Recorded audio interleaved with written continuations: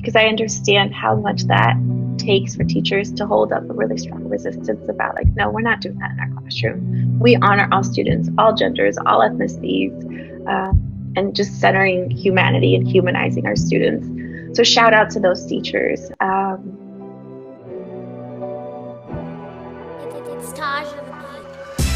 And welcome, ladies and gentlemen, boys and girls, guys, gals, and non-binary pals to another episode of All the Above, the show that gives you an unstandardized take on education.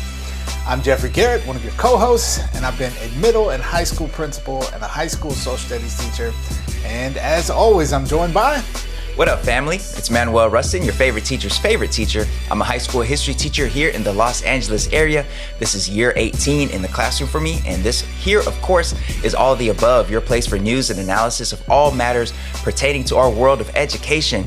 Once again, shout out to everybody who is watching us on YouTube or listening on the go. We appreciate having you here, and I have it on pretty good authority, Jeff, that whoever is watching or listening to this episode is a true AOTA family member, because our previous two episodes had some, let's just say, slightly controversial type topics in the world of education. And if you're still here after that detracking conversation that we had with Dr. Eric Tashalis, and after that critical race theory conversation that we had with Dr. Yvette Butler, that means you're really rocking with us, because you know that our school system can and should be a more humanizing space for students of all backgrounds and all that. So shout out to those of y'all who are still rocking with us. Jeff, here we go. We are nearing the end of April, looking at May, wrapping up the school year. I hope you're doing great. What's going on with you these days? Yeah, man. Well, I just want to say I co-sign on what you just said, and want to welcome back the brave supporters of All the Above that we have, because not only were we talking controversial topics, not only were we talking about the dreaded boogeyman of CRT, we did so with Professor Yvette Butler, law professor, teaching the one class on critical race theory in the state of Mississippi. Okay. So If you didn't check out that episode, because it came out a couple days after our usual rhythm, it was spring break out here in LA. So, a little delay. So if you missed it, definitely go back and check that out. Really fascinating conversation that I think everybody who rocks with us here on All the Above would appreciate. So Manuel, I am at the time of filming this fresh off of my not spring break, but two extra days I got on a long weekend, which was helpful, and it's a little bit of rejuvenation in my life, which I am grateful for. So yeah, doing all right, man. Word up. All right. Well, after those two controversial topics that we discussed, Jeff, and with all that's going on in the world, I feel like we could use some joy in our lives. I feel like we could use a voice in education this episode who really lifts the spirits of all of us out here doing the good work of trying to create a better education system for everybody, Jeff. So break it down for us. What do we have on today's agenda? Yeah, man. Well, we got a great one for everybody as usual. And I'm thrilled with today's guest. We are 100% certified, keeping the streak intact, 4 years and counting, Dr. Rustin, of having only the dopest guests here on All the Above. Yeah. And the guest we have today is just a big name. I think someone who everybody out here in the world of education has probably heard of or seen in some way, shape, or form. She is none other than National Teacher of the Year for 2021, Juliana Urtubey, coming to us from her home in Nevada. And we're going to have a fascinating discussion about a range of things that relate to kind of what it means to be National Teacher of the Year, and her sort of philosophy around how she's approaching the work in her push for joyous and just schooling and education and experiences for educators in our nation's schools is really going to be the thrust of the conversation. So we're going to get into some fascinating things today, folks. Stick around. You definitely don't want to miss it. Yeah, can't wait. Can't wait. Miss Earth in the building. But up first, folks, we have our Do Now. We're going to take a look at some headlines in the world of education. Today, we'll be looking at a move by students to turn to their phones for some counseling. What could go wrong there? And of course, the latest edition of the woke mob striking again. So stay tuned. Do Now is up next.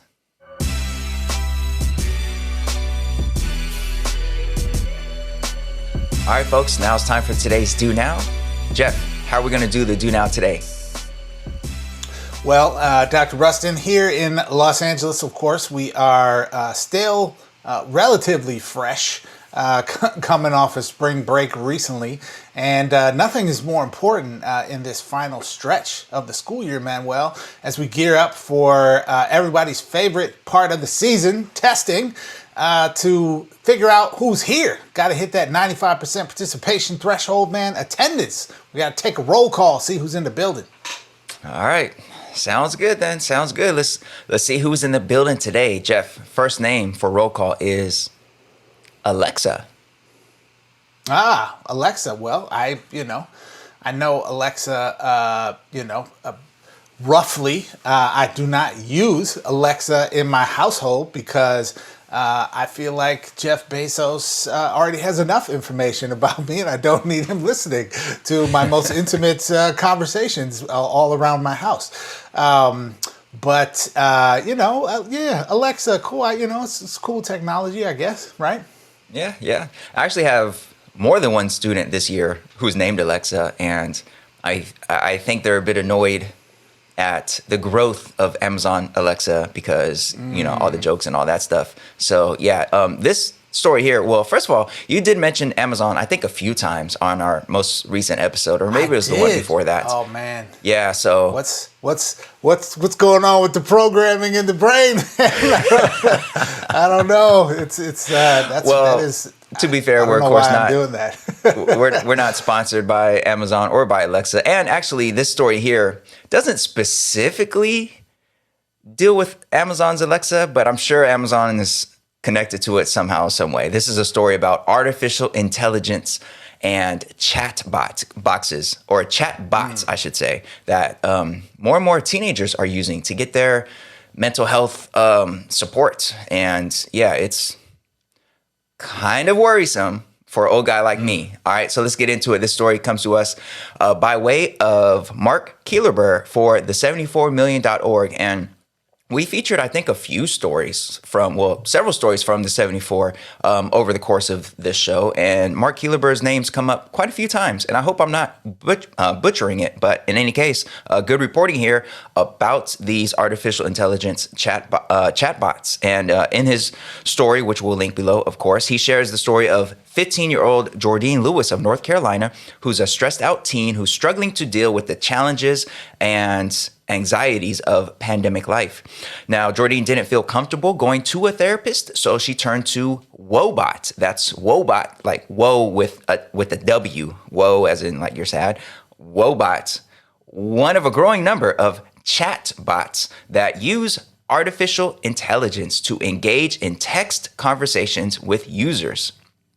So the worsening youth mental health crisis, which we've spoken about on this show a few times, has seen the use of these AI tools expand to the point that some researchers are wondering whether robots might replace living, breathing school counselors and trained therapists. As more and more young people struggle with mental health challenges, national estimates suggest there are fewer than 10 child psychiatrists per 100,000 youth. This is less than a quarter of the staffing level recommended by the American Academy of Child and Adolescent Psychiatry. So these so-called digital wellness tools, like mental health chatbots, have shown up with a promise to fill these gaps in America's overburdened and under-resourced mental health care system. In fact, school districts across the country have recommended the free Woebot app to help teens cope with the moment. Thousands of other mental health apps have also flooded the market, pledging to offer a solution. Critics, of course, are worried that these are a band-aid solution to real psychological suffering. Surfi Tekin, who is an associate philosophy professor at the University of Texas at San Antonio, has challenged the ethics of AI-powered chatbots and says that these apps miss critical pieces such as body language, tone, and other nonverbal communication that traditional therapists rely on. However, psychologist Allison Darcy, who happens to be the founder and president of Wobot Health, says that traditional mental health care has long failed to combat the stigma of seeking treatment, and her app aims to make help more accessible. That 15-year-old who was referenced in the story, Jordine, who is a stressed out advanced placement student in North Carolina, has used Wobot and said that it urged her to challenge her negative thoughts, and it offered calming breathing exercises. She said, quote, "It's a robot. It's objective. It can't judge me." Critics, of course, have offered reasons to be cautious, pointing to glitches, questionable data collection and privacy practices, and flaws in the existing research on their effectiveness. So, Jeff, here we have young people turning to their phones, getting mental health support from these artificial intelligence chatbots. What could go wrong? What are your thoughts on this? Oh, Manuel. Oh, where to begin? Okay, so first of all, disclaimers up front. I, too, am a crusty old man who likes to yell at kids to get off my lawn. I don't even have a lawn, but I still like to yell at kids to get off my lawn. And I will own my crusty old manness in this particular conversation. Period. End of sentence. Also, now what I think about this story is I'm like, first of all, this is a cockamamie, profit-driven scheme to like get people to give their most intimate thoughts and feelings to a company that is then going to turn around, as was noted in the article, and share that data with companies like Facebook, who will also share it with every other company on earth to try to sell you stuff or get you on medication or whatever else, right? So I think the potential for exploitation, in particular for young people, in this kind of a use of AI is extremely high. It is to the point, Manuel, that I would say it's like a virtual guarantee that what is going to be happening here is exploitation of people's most intimate thoughts, right? And vulnerabilities. So I am on guard immediately from this concept, and like I think this stance should be they have to prove the safety of this product in that regard in order for it to be considered safe for anyone to use. And we should not assume on any level benign intent from this organization at all. Okay. Now, some might say that's an alarmist take, or that's, it's overreacting or that sort of thing. I am not universally against the use of technology in various ways to support mental health and well-being. The growth of telehealth services, people accessing mental health services virtually, the growth of use of apps for different kinds of things that help you with like meditation or mindfulness or processing your thoughts or, unlearning certain habits and building new habits, like all that stuff. Cool. I'm down for it. I even use some of those apps, okay, in different ways in my life. So I get it. But stepping into this space that's trying to be like a quasi-therapist role, I think is frankly dangerous. And especially for young people who tend to have such a lower threshold of skepticism for digital products. This feels like potentially highly exploitative. It feels like potentially not helpful from the standpoint of what people are often seeking and needing is understanding, someone who's listening to them, a relationship. And even though that relationship with a clinical provider is a different relationship than, a friend or a family member, of course, but there's still the relational component of the work. And anybody who's been to therapy, I think, understands the importance of like your connection with and sense of relationship with your therapist being important to creating the context in which you can do the work. So, maybe there's some lane for this, Manuel, that is helpful and useful. That's just like, hey, you can talk to this bot 24 hours a day. You could talk to this bot while you're sitting alone in a bathroom stall somewhere and stressing out. You can talk to this bot without even having to talk. So you could be sitting on the subway or, on some kind of public space and, engage and share and not have to worry about confidentiality in that way. So like maybe there's good uses here, but I feel like we have to start the conversation with like, whoa, this is highly, highly suspect and likely to be exploitative. Prove that it's not, and then we can go somewhere with it. That's my take. And also, get off my lawn. Was that whoa on purpose? You said we have to start this conversation with like, whoa. This is Wobot, Jeff. I don't know if you did that on purpose, but that was... my whoa was a W-O-A-H, period. Not a W-O-E. Okay, got you.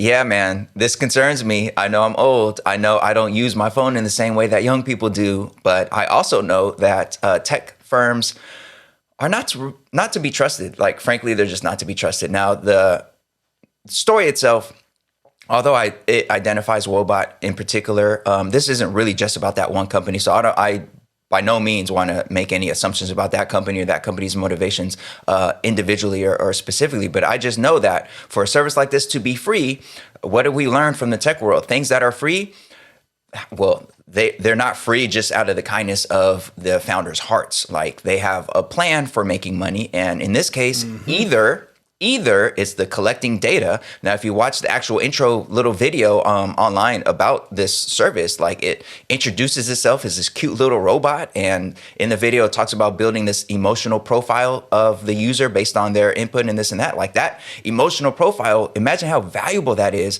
if you have it for swaths of young people across the country.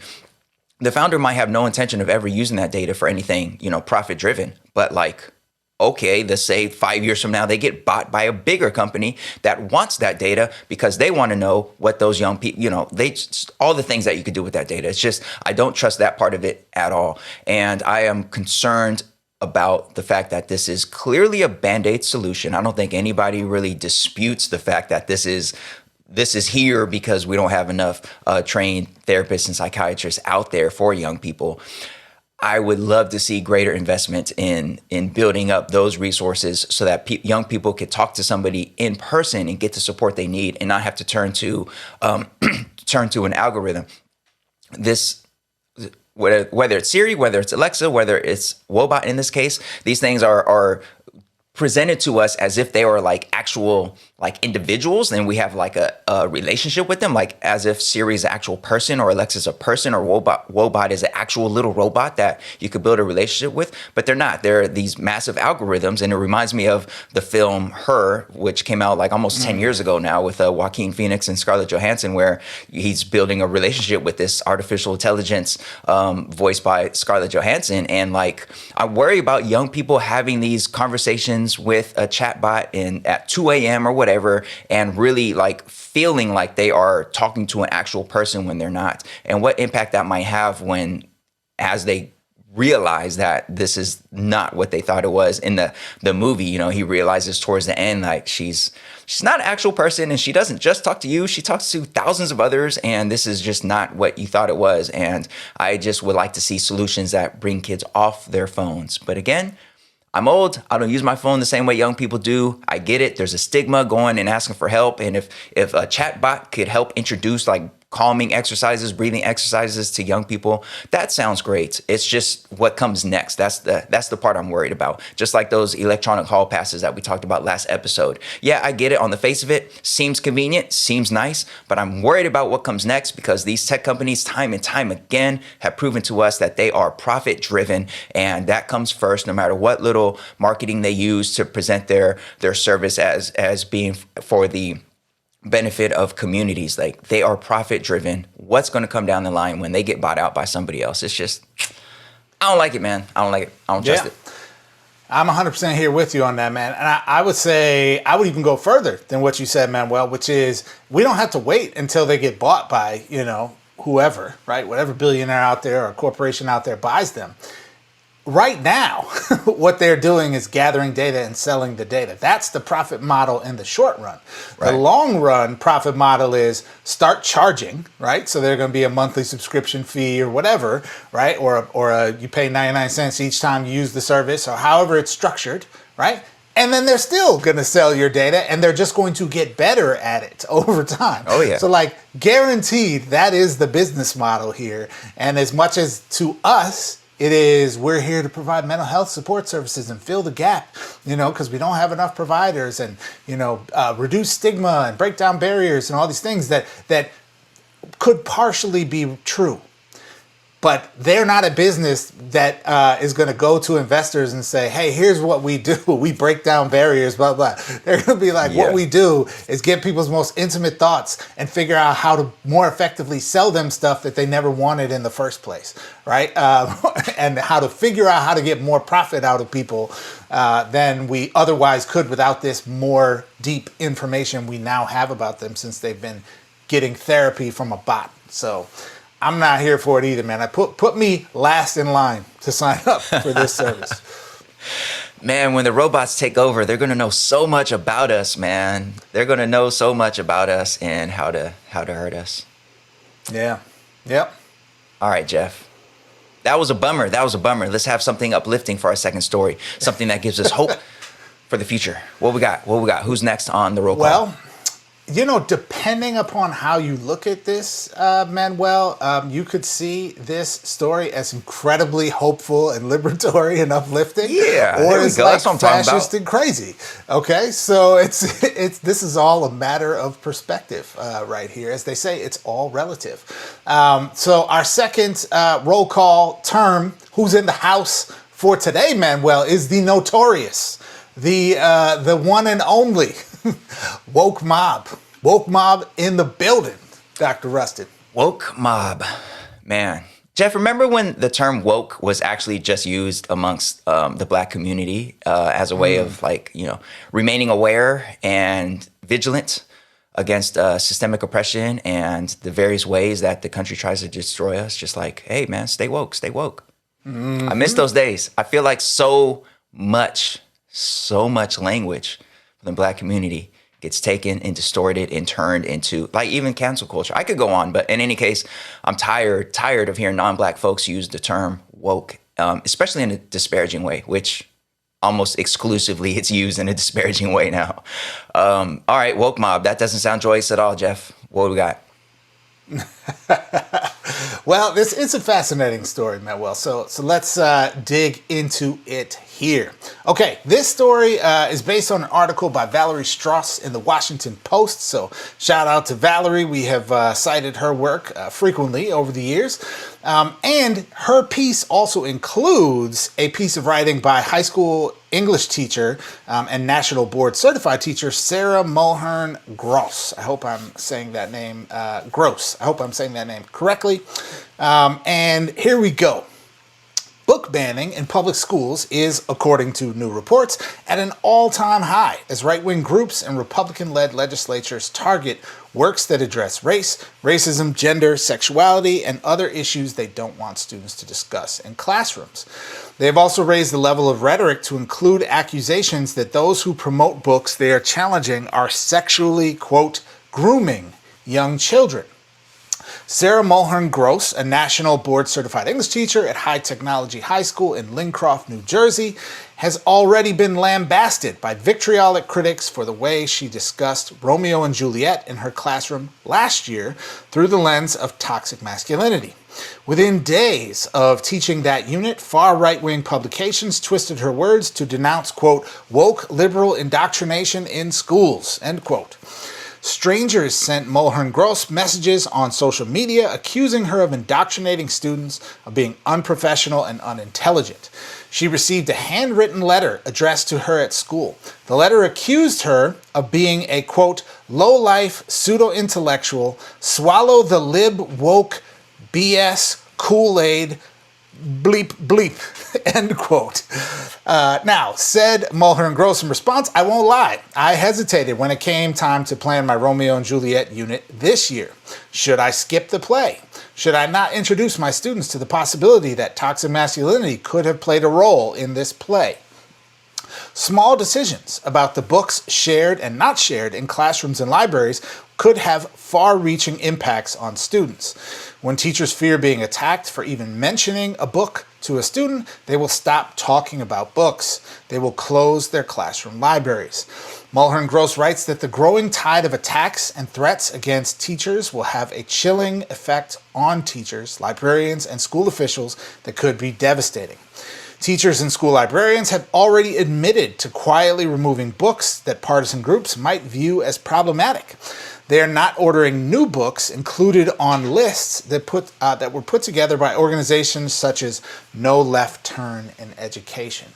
So fascinating article here, Manuel, and also kind of fascinating because there's like two articles in one. So shout out to both authors of this piece. But Manuel, as a card-carrying certified communist member of the liberal woke mob, are you still in all three of those organizations? Did I get that correct? You left out cultural Marxist, but yes.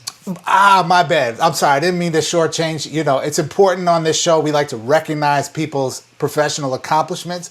Let the record reflect Dr. Rustin is also a member of the cultural Marxists. As a groomer of children, what say you about this story, Dr. Rustin? First of all, I am just like, I don't know if the word, I don't have the word for how I feel about the term groomer now being used in this kind of way all over the place. Like they've really weaponized this term and taken it from its original meaning and original purpose. Of course, originally groomer was meant to be somebody, a teacher or a trusted adult who was slowly but surely grooming a young child into what would be an abusive relationship, sexual relationship, or what have you. And now they're just flatly using it for any teacher out there that's doing or teaching anything that is anywhere near the real humanizing critical education that we need. And it's very worrisome. It's very worrisome. On our own show, we had a law professor, Dr. Yvette Butler, a law professor, share that when she taught about Brown versus Board of Education most recently, she found herself leaving elements of her own teaching out of it, out of concern with how it would be interpreted, given the law that was moving through Mississippi, the anti-CRT legislation. And she, talked about how she, reflected on that and corrected that and went back to students and kind of explained and gave them. But just if a law professor is second guessing their own content, then you can imagine what an elementary school teacher, middle school teacher, a high school teacher might be doing when it comes down to these threats that they might be receiving from parents. The chilling effect is very, very, very real. It's the folks who are behind all of this, the people at the top who have plotted this all out, the Chris Rufos of the world, the James Lindsays of the world, and all their funders should be ashamed of themselves for weaponizing parents, young folks all around the country into like wanting to report anything left and right, report this teacher for teaching Romeo and Juliet and pointing out the real obvious toxic masculinity that is within that story. They should be ashamed of themselves because a lot of folks out there can reasonably engage in these discussions about what's right and what's wrong in terms of what's right for the classroom and what young people should be reading or shouldn't be reading. But a lot of folks cannot reasonably engage in those conversations because they've been lost to the rabbit holes of political indoctrination, and they are dangerous folks. This teacher wrote about receiving a handwritten letter, incredibly vulgar, incredibly violent language in that letter that she received at her school.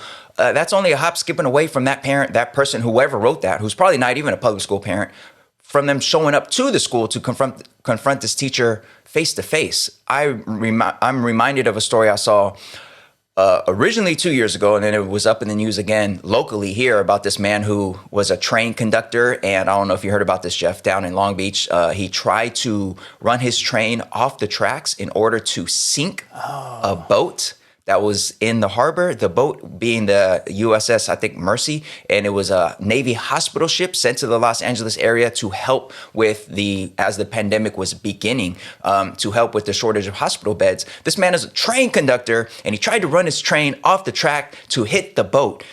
Spoiler alert, he didn't get anywhere near the ship. He was like hundreds and hundreds of yards away. I don't know what he thought the train would do when it was off rails. It doesn't just keep going. But the news, he got sentenced to a couple years this week. In any case, the news didn't talk about why he did it, but a short Twitter search will show you that a lot of folks were out there talking about this USS, this Navy hospital ship being a ship that's actually ran by the Clintons, and that was actually harboring young children for their child sex ring, this and that. And he tried to sink the ship thinking he was going to be saving children or something ridiculous. A lot of folks out there do not have the capacity to have reasonable conversations about curriculum and content and teaching. And if that person was trying to run a ship off trying to sink a ship with the train, imagine the type of folks who are listening to these Chris Rufos and all these other folks talking about groomers in the classroom. Imagine what some of them might do when they catch wind on Facebook of some teacher who dared point out toxic masculinity in Romeo and Juliet. It's really scary stuff. So I'm not going to be here to tell teachers like, hey, you got to just push on, push through it, teach what you got to teach, because, man, who am I to say that, man? It's crazy people out there, and folks are really, really, really, really on edge. I will end by saying, the teacher wrote that it feels like these voices are everywhere. It feels like these folks are everywhere. Like so many folks say this. I just want to remind everybody that the voices who are out there trying to attack our schools and trying to attack our curriculum, trying to attack our content, those voices do not represent the majority. They certainly don't represent the families that I teach, the families in the community where I teach. They certainly do not. The majority of parents, the majority of public school students want this content. They want to learn more about America's history. They want to learn more about how systems from racial oppression to gender dynamics and all those color our experiences here in the United States. They want to learn these things, and they need to learn these things, and they want to see themselves in the curriculum. These voices are very loud, but they are not the majority. They simply are not. Yeah. I'm so glad you said that, Manuel. And I think it's a really important point to remember. And also, we have to remember that it is like the advent now of this term grooming, especially, first of all, it's like deeply offensive that they are using that term in this way, because that is a term that actually speaks to a real type of predatory behavior that actual sexual offenders, right? Child molesters, rapists, sexual assaulters, whatever the right collection of terms is, that actually describes a real pattern of behavior that people use that's abusive and exploitative. The great irony of the right wing's use and attempted weaponization of this term is that they are all projection, right? Like, literally, this group, this set of folks, semi-aligned or organized with the Republican Party, has a whole bunch of groomers and child molesters and sexual assaulters literally in their ranks, okay? We can start at the top with the former president who had dozens and dozens of sexual assault allegations, to sitting members of Congress who have been involved in sexual abuse scandals or are currently facing indictments for child trafficking. Okay, so like we have to remember that this set of folks, it starts their arguments from a place of projection, right? So if they're accusing you of doing something, it's a very clear indication that actually it's a significant shame that they have, that they are currently doing in shocking numbers. So let's just state that for the record. And I would also say, Manuel, it is, this to me just reinforces some of the stuff I think we've talked about in previous episodes around the need for us to not play defense in these kinds of conversations, right? Like the level of vitriol and attack and hate that we're getting from these folks, it is a natural reaction in some ways to kind of like, whoa, want to back away from it, right? And want to not, because frankly, some of these folks are dangerous, right? And we don't actually have any reliable protection from the state from these folks currently.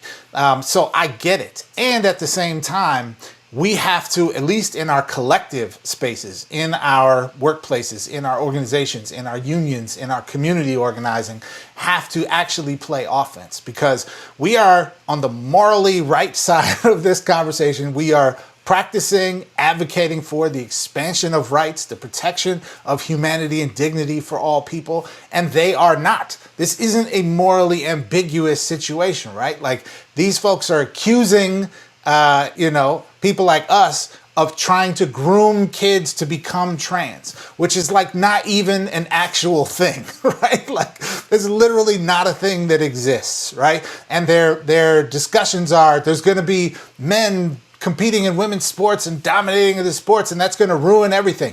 First of all, they don't care about women's sports at all. They hate women's sports, right, from the beginning. And so it's a totally disingenuous argument that we don't even actually really need to entertain, right? We need to spend our time naming the ways in which these folks are practicing hateful, oppressive sorts of language and policies, and advocating to put those policies in place. So that would just be my reminder to us that their vitriol against us is a sign that we are pushing in the right direction. We are grounded in the right moral values. Their projections should not distract us from the messages we are advocating for and the kinds of policies we need to put in place that are about expanding rights, recognizing the humanity and dignity of all people, and creating spaces in schools where young people, communities, especially those who are most marginalized, can feel recognized and affirmed.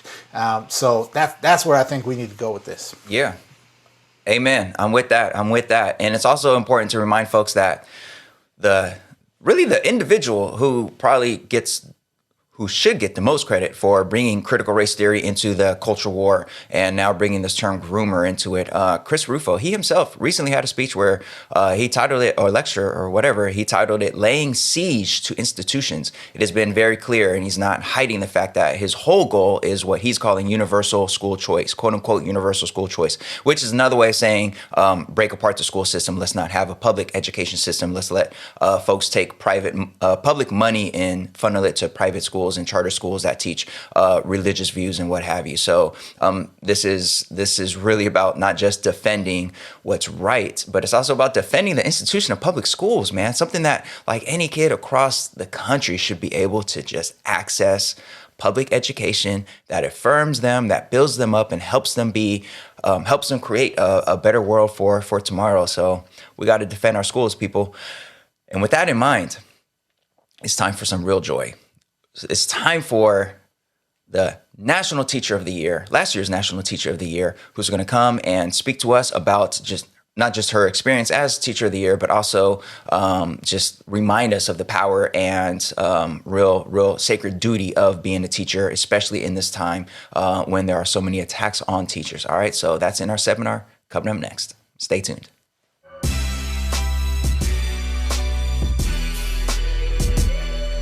Hey folks, thanks so much for tuning in to All the Above. We really appreciate you. And as you know, All the Above is a small operation. It's just me and just Manuel, that's it.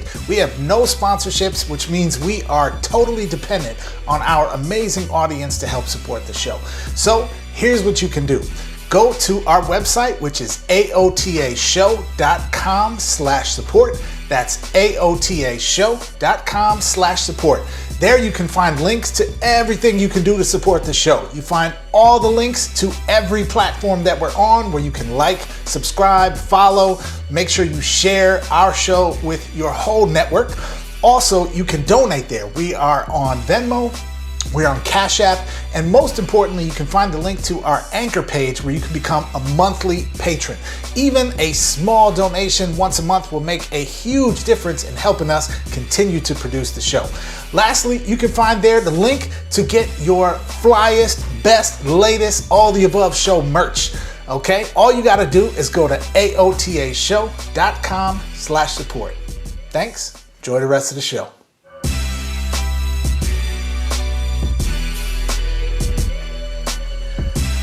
All right, folks, welcome to today's seminar. Thanks so much for joining us today. We are incredibly thrilled to have you here with us because we are about to have a conversation with just an amazing guest. She is someone I'm fairly certain everybody has seen, perhaps on the cover of national magazines, perhaps on national television shows, but she is none other than 2021 National Teacher of the Year, Miss Juliana Urtubey, also known as Miss Earth, coming to us all the way from Nevada.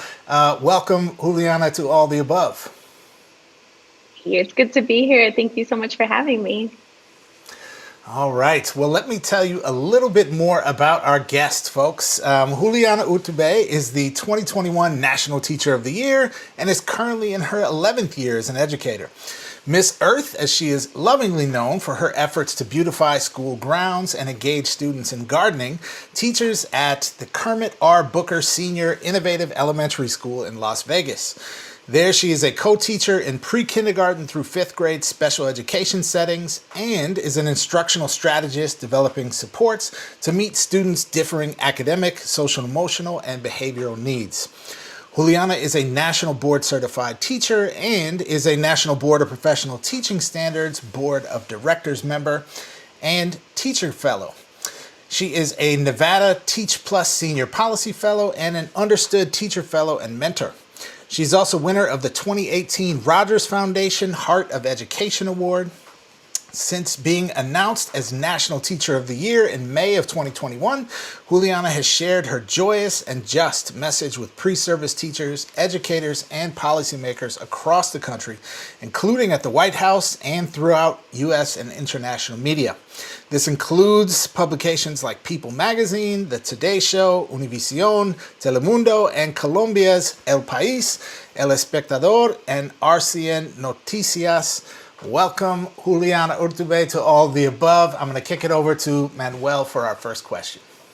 Yeah, Teacher of the Year, dopeness in the building. Thank you, Juliana, so much for taking time out to be here with us on all the above, especially considering how busy your schedule must be. Now, as the 2021 National Teacher of the Year, you really distinguished yourself in a lot of ways. You were the first teacher from Nevada to get that distinction and the first bilingual teacher to get that distinction. I think only the third special education teacher to earn that distinction and the first Latina since at least 2005. And on top of all that, this all came during one of the most challenging school years, really in the history of schooling in the United States. So first of all, major props to you. As a lifelong classroom teacher, I am just so proud to see you out there representing the teaching profession and the teaching force and really advocating for us. And I know a lot of folks are familiar with the title of National Teacher of the Year, and maybe some folks see, the headlines and what have you, but a lot of folks aren't really familiar with what the day-to-day work and advocacy of the National Teacher of the Year looks like. So we're hoping you can maybe shed some light on that aspect of the experience for us. Absolutely. Yeah. So I'm a part of a cohort. Every year, every state selects a state teacher of the year. And we all have our focuses, our areas of expertise. And then we come together as a class. And this is where like the most powerful learning happens. I believe teachers learn the most from other teachers. And they become like my family in the last year. And then from this pool of teachers, we all submit an application to be National Teacher of the Year. And that application really reflects our students' stories, our vision for education, our hopes for education, how we have learning transcend the classroom. And that application is looked at, and then 4 finalists are selected. The 4 finalists for this year they were all so beautiful. We're all so different in our focuses and our way of doing our work, but the goal is always the same, making sure all of our students thrive. And then we go through a really intense interview process, and there's a committee, and that committee selects the teacher of the year. And it's not that it's like the best teacher, but it's the teacher who maybe in that moment in time is ready to represent and uplift the profession. And so my proposal was a Joyous and Just education. I wanted to be inclusive of all teachers because I'm a bilingual teacher, I'm a special education teacher. I believe that I do community organizing through my teaching. And so we co-constructed this garden. And so really we brought in the families and we opened up the space and we just redesigned the space so that everybody felt welcomed and everybody's linguistic gifts and cultural knowledge and race and ethnicity and age and ability level, all of those things were taken into account and everybody had value to add to building this beautiful garden. And so you're right. It absolutely has been tough. And, I think a lot of teachers like me naively thought, okay, this year is going to be so much easier. We got through last year. This year, we got this. And then this year showed its particular challenges. And so I'm going to just take it a little bit further because I believe that it's really hard for teachers right now to know their impact. A lot of us are hurting, our hearts are hurting. We're not able to meet all of our students' needs. And when we think about why teachers leave, it's because we don't get the chance to teach, right? Because we're diverted in all these other ways and we're just not meeting our students' needs. And at the end of the day, that is the heaviest burden for teachers. And so I'm rising to the challenge. It's hard, but of advocating for our profession, because teachers deserve a balanced environment to teach in, a healthy environment to teach in. Teachers deserve the right to be able to work in a place that gives them the opportunity to balance their personal lives and, make time for self-care and mental health and all these things that we really need. Teachers deserve to be able to use their expertise, to be trusted and not constantly micromanaged. And we deserve to have equitable pay for our work. And with equitable pay, I don't just mean the salary we take home. I mean great medical care, maternity and paternity leave, family care, all these things that are really important that really detract us from being able to do what we love the most and what we're really good at, which is teaching children. Wow, I appreciate that so much, Juliana. And I have to say, your framing of kind of the thrust of your work and your kind of philosophy and approach is joyous and just, I think is one of the kind of cleanest capturings of the stuff that really matters in our profession. I think that motivates so many people to come into the profession and to stay with with an orientation towards service to students and the community. And so I just wanted to share how much that resonates and I think I'm sure inspires many folks around the country who are hearing that message from you. And as National Teacher of the Year, you certainly have a platform, perhaps a platform larger than just about any educator in the country to speak to matters of policy and importance in the field of education. And that is a beautiful and wonderful thing. And I think many people would say we still exist in a larger system where there aren't yet enough opportunities for actual practitioners, actual K-12 teachers or folks who are steeped in the work at school sites of teaching and learning and operating and running schools to have voice in spaces where big decisions are getting made about the major challenges and policy issues impacting our profession today.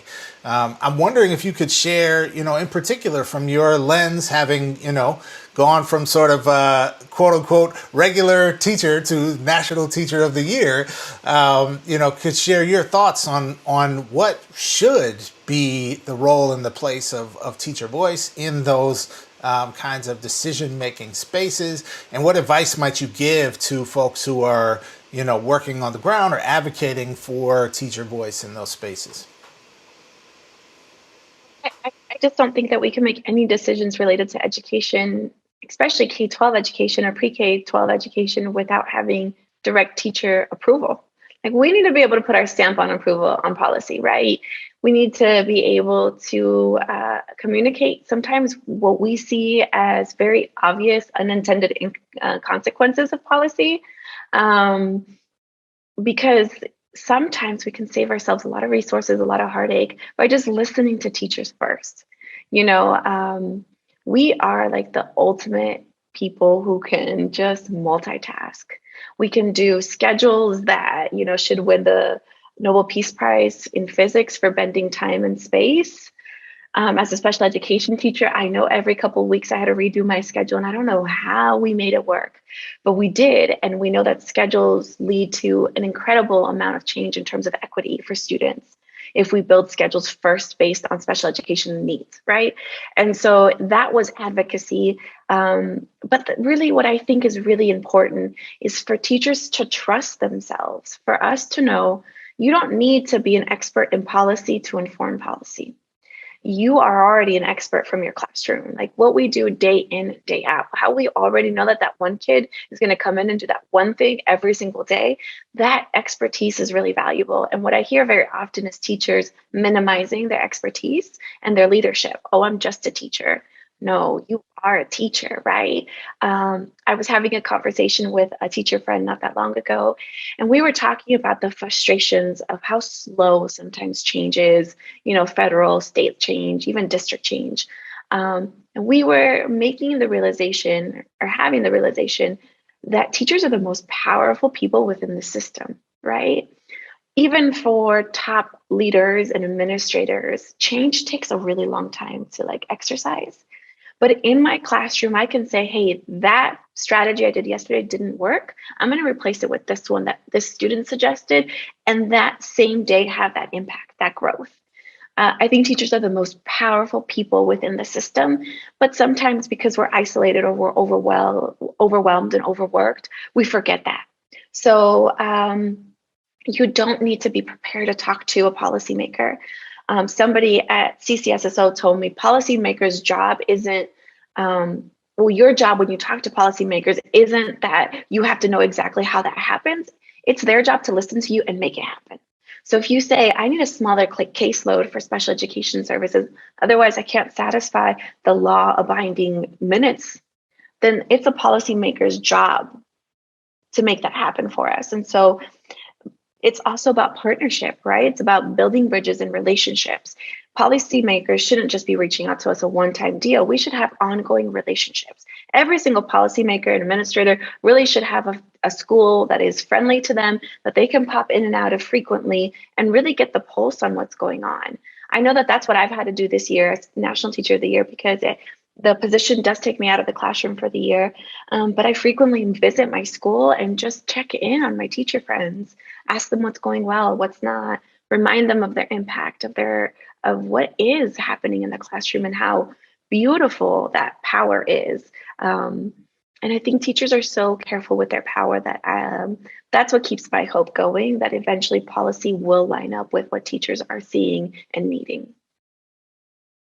As a classroom teacher, I love that. I love that answer. And within it, you mentioned one of the big challenges that teachers are often isolated and overwhelmed. I mean, the work of a teacher is very, very difficult, challenging work. And, that's one part of the reason why we're seeing a ongoing and deepening shortage of teachers in the pipeline. And, that's a major concern. There's a lot of challenges in education, of course, for sure. But the ongoing teacher shortage is one that has been discussed a bit more recently because of what the next several years look like in terms of teachers perhaps leaving the profession or folks deciding not to enter the profession. So we're wondering, in terms of besides the basic supply and demand nature of this, what do you think we should be doing right now to recruit and retain really awesome folks like yourself to remain in the classroom, especially considering that this shortage is especially hurting our most marginalized communities,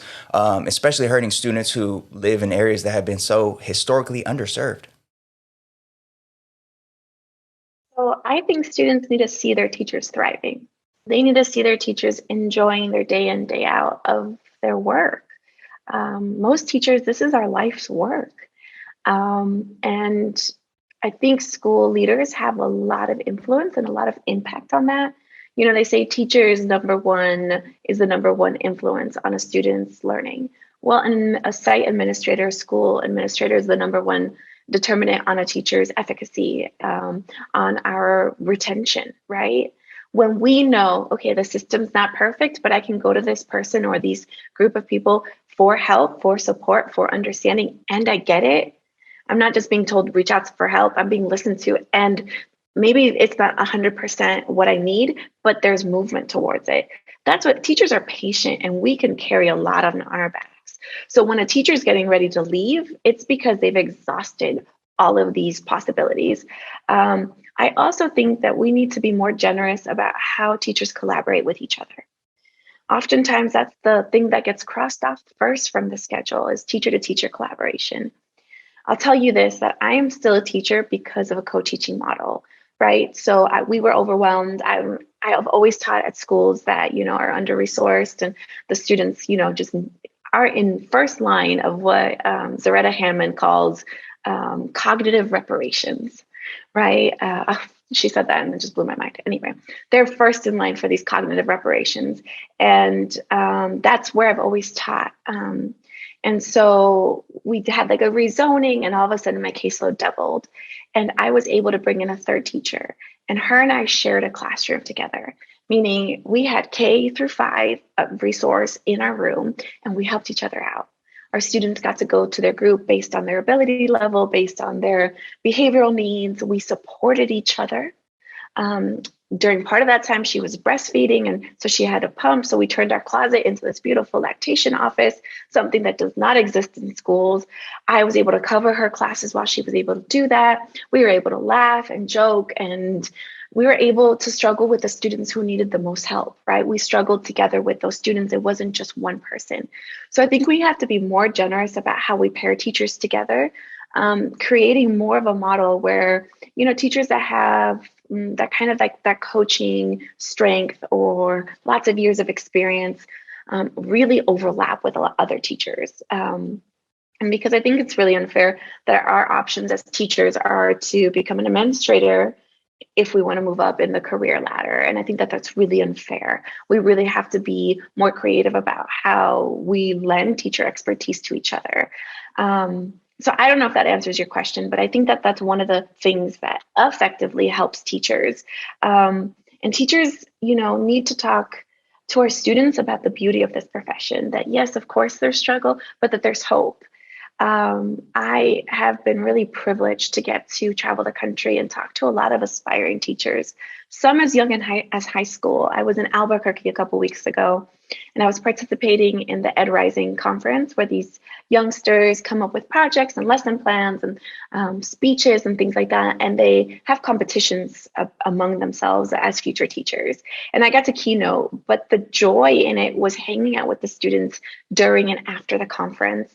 Some students showed me their bilingual books that they were writing. Other ones showed me their PSAs for how teachers need to be accountable to their students' social and emotional needs. And it was just so powerful. And I had so much hope. I know that times are great. I know that things are hard, resources are scarce, but that things are on the horizon, right?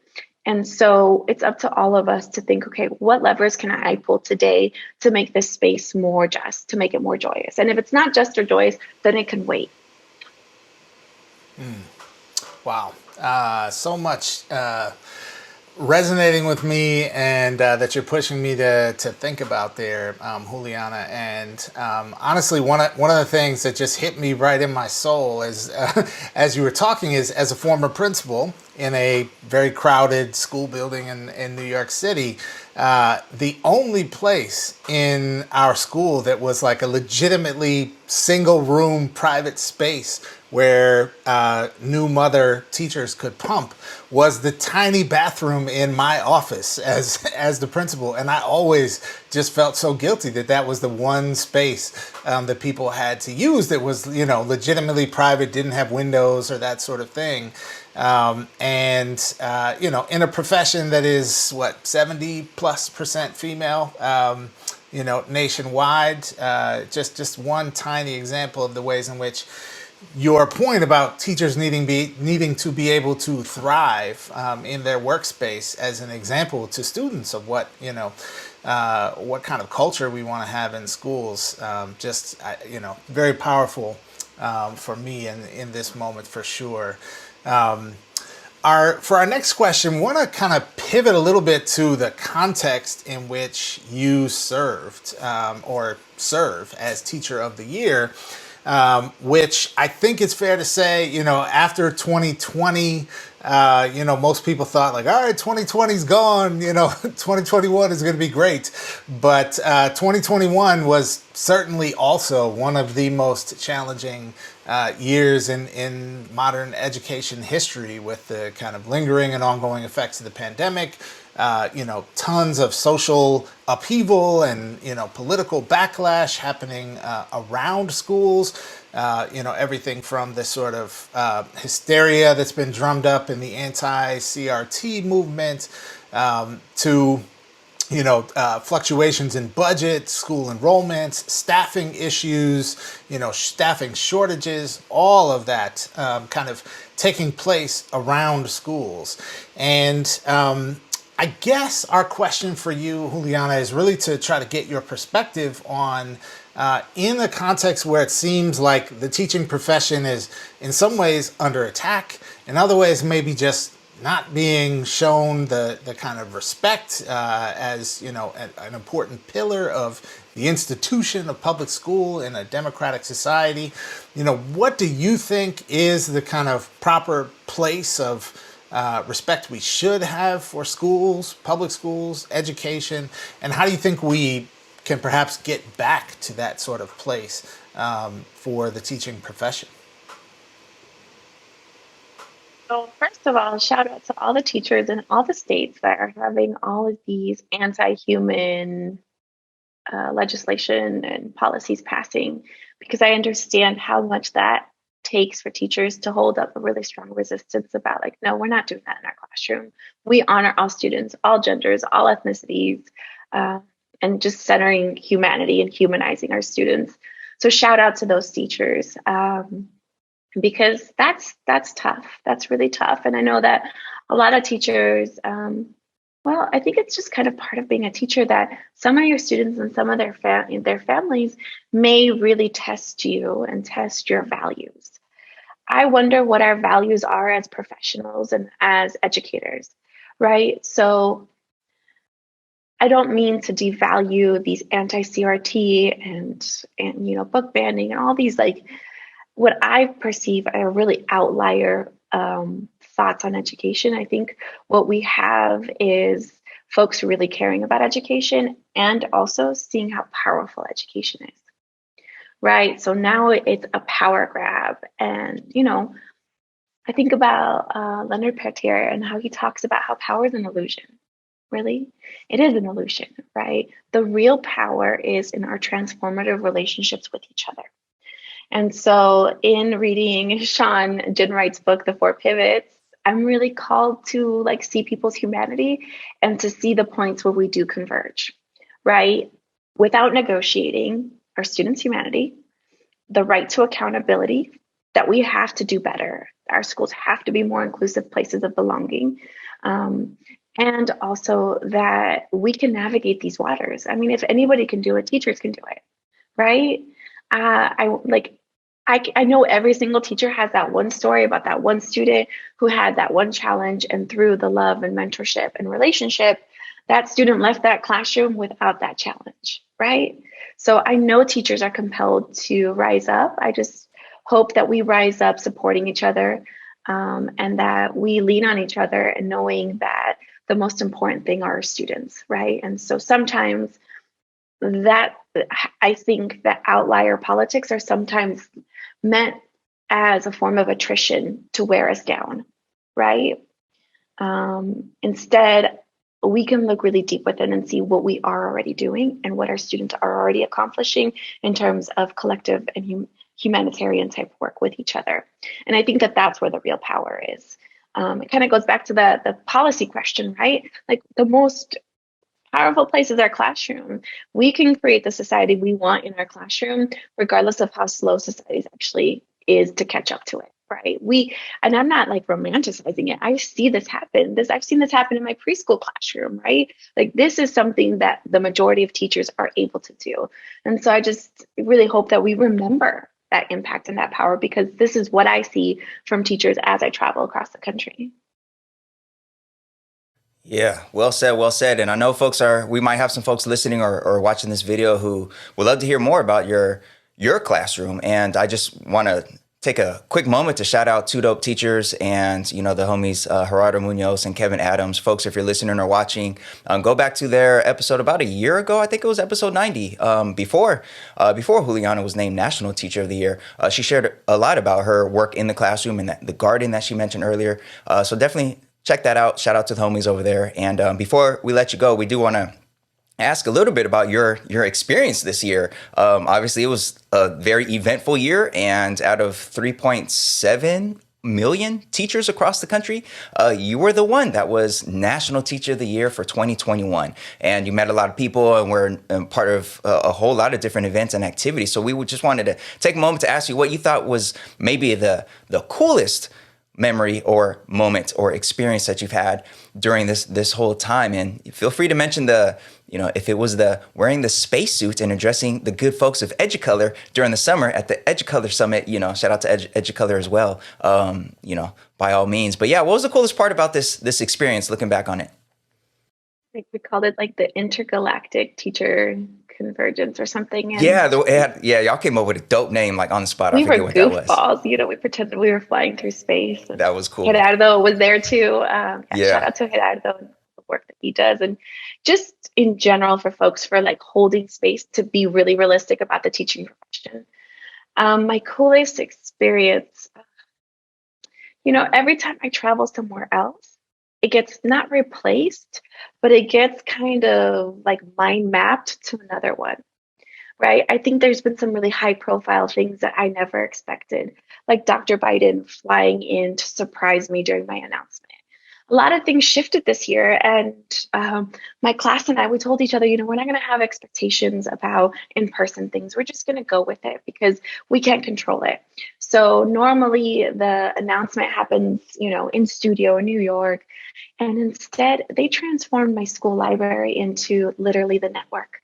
And later I found out that my principal and our head custodian had gone into the building for several nights at 3:30 in the morning to make it possible.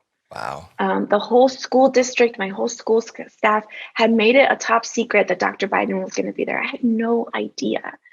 The love people poured into this, and then topped off with her surprising me and really elevating my announcement to a level that was just really outside of my expectations. I still wake up every day. I have about, 4 months left. I wake up every day and I'm like, oh, I'm the National Teacher of the Year. Oh, like, wow. Some days I'm overwhelmed with the responsibility. Some days I'm just so proud because I didn't realize how many communities I represent that really feel unseen, that this has just been a little grain of salt of feeling seen, feeling validated. So I don't know. I don't think I have a good answer because this whole year has just been, one, a blur, but two, also really reminding me of the gratitude I have for this profession and the transformative power of education. And there have been so many people that have made it possible.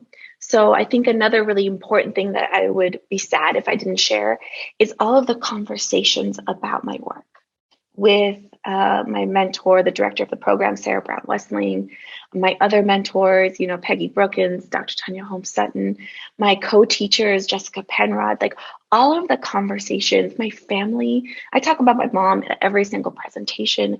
The conversations around the work have been my favorite moments because it's reminding me it's not about me. I'm not alone.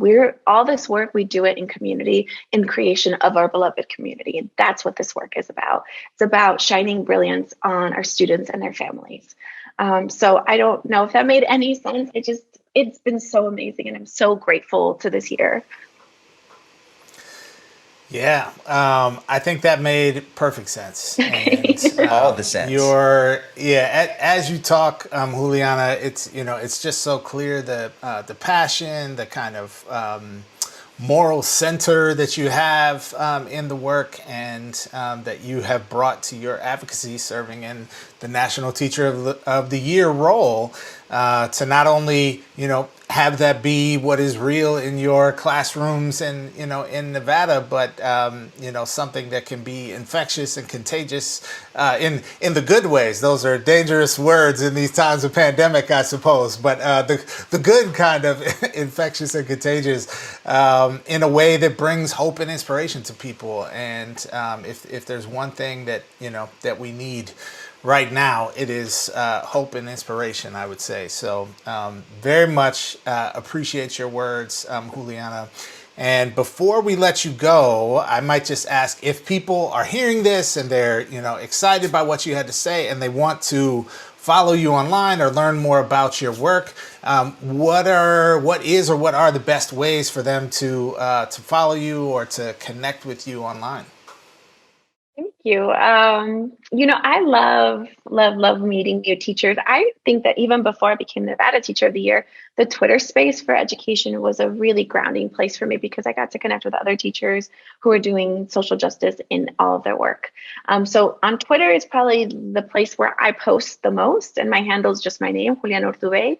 I also am warming up to Instagram stories. I'm finding that sometimes I'm in spaces that teachers can't be in because they're teaching, obviously, or the travel that's involved. And so I'm starting to like Instagram stories. For example, I was listening to the secretary do a student panel a couple weeks ago. I don't know, time doesn't make sense anymore. Last week.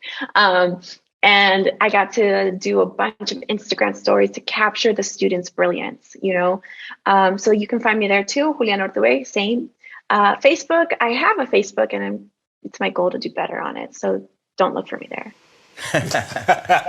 Sounds about right.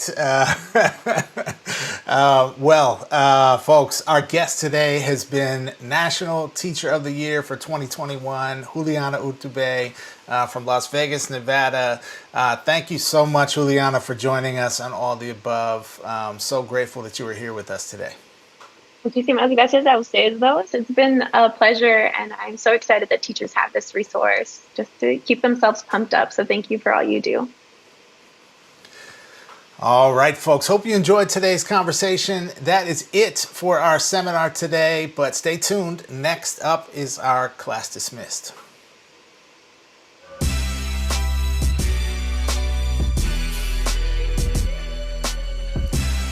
All right, folks, we've come to that time in our episode where we like to pause, zoom out for a minute, and give some props, some flowers, some respect to people out there in the world of education just doing good things.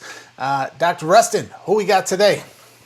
Yeah, man. Well, for today, this is a little different here. We're not a sports podcast, but we're going to shout out the Los Angeles Dodgers and the Dodgers Foundation, who came to my school where I teach at, my campus, John Muir High School in Pasadena. And they came on Jackie Robinson Day to unveil a special mural that they commissioned to Jackie Robinson, who is our most famous alum. Jackie Robinson went to our school, and then he went on to Pasadena City College and then UCLA. And then, of course, military, Negro Leagues, Major League Baseball. And at John Muir High School, the symbol of Jackie Robinson and his brother, Mac Robinson, very, very important to our identity and to who we are. So the Los Angeles Dodgers, to commemorate the 75th anniversary of Jackie Robinson making his debut in the Major Leagues, commissioned this mural by artist Never1959. You can find him on Instagram, Never1959. And it shows Jackie Robinson in various stages of his life. And it is wonderful. It's really, really, really beautiful. But they didn't just commission the mural. They also brought out Dodger Mookie Betts and also the son of Jackie Robinson, David Robinson, to come speak to our students and share some words of wisdom with them. And Jackie Robinson's son, David, he talk to students about really the legacy of Jackie Robinson's mother and the legacy of coming up from slavery and moving all the way to California and starting this journey for Jackie Robinson and his brother Mac and all that came after that. And Mookie Betts talked about the legacy that Jackie Robinson left for him and how he himself, as a black baseball player, sees himself as being responsible for creating a legacy for the youngins out there. So it was a really dope event. Lots of cameras and all that good stuff. Lots of Dodger gear everywhere. I'm not a baseball person, and I grew up an Oakland A's fan, if anything, although I didn't really watch the Oakland A's or nothing like that. So the Dodgers part of it was a little different for me, but what I'm saying, they really showed a lot of love to our campus, and everybody affiliated with the organization, with the event, was just really, really wonderful around our students, and it was a really dope day. So shout out to the Dodgers and everybody who was involved in commemorating the 75th anniversary of Jackie Robinson's debut in the Major Leagues. Yeah, I love it, man. Well, I saw a few of those pictures, and it looked like a beautiful mural, beautiful kind of ceremony there. And I just, I think Jackie Robinson is one of those figures in history that is really misunderstood, right? Like, oh yeah, on every level. On the athletic side, people sleep on the fact that this man is still, I believe to this day, the only person to letter in 4 varsity sports Man. at UCLA during his time. Okay, baseball, football, basketball, and track and field. Okay, Hall of Fame baseball player. If you've been to the Baseball Hall of Fame, you also see the hate letters that they have in the Hall of Fame, demonstrating like just the level of violence and vitriol directed at this man throughout his time while he was working on that Hall of Fame career. He's a World War II veteran, longtime civil rights activist, very active in the movement, even after his playing days, and he was sort of out of the baseball spotlight. So this dude was a beast, man. And so I love the fact that we pause and celebrate, Jackie Robinson in this way. Yeah, man, absolutely. Yeah, it was very, very, very dope. So shout out to them. And they also announced a scholarship for our students that'll be available every year for, they didn't give an end date. So I think it's just every year, like from now until whenever, scholarship for our graduating seniors. So yeah, shout out to them. And that about does it for this episode of All the Above. Folks, we hope you enjoyed it. We hope you enjoyed the conversation that we had with Juliana, and of course the Do Now stories about the chat bots and the woke mob, who is actually not the mob. It's actually the other folks who are showing themselves to be the mob, and all that. So if you appreciated what you saw or what you listened to, please consider giving us that 5-star review and writing a few words of expressing some love for our show, so that we can show up in more educators' feeds for the podcasts and such that they listen to. So we love y'all. Remember, everything is available at our website, aotashow.com, or links underneath this episode where you'll find links to the stories and all that good stuff that we discussed today. All right, folks, that about does it. We love y'all. Catch y'all next time.